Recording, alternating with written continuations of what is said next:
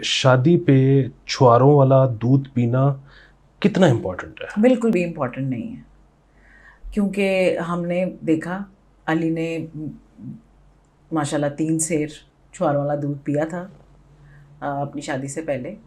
और हमें खबरें तो यही मिली थी कि कट्टा ही पी लैंदा ते चंगा सी, ओहदा हक भी मारिया गया ते भाभी होरां दा भी मारिया गया हक।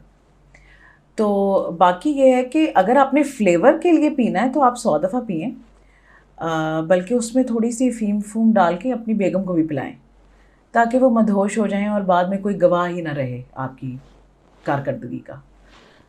उसके बाद आप जो मर्ज़ी कहते रहें कि यार मैं ते सिक्सर ते सिक्सर।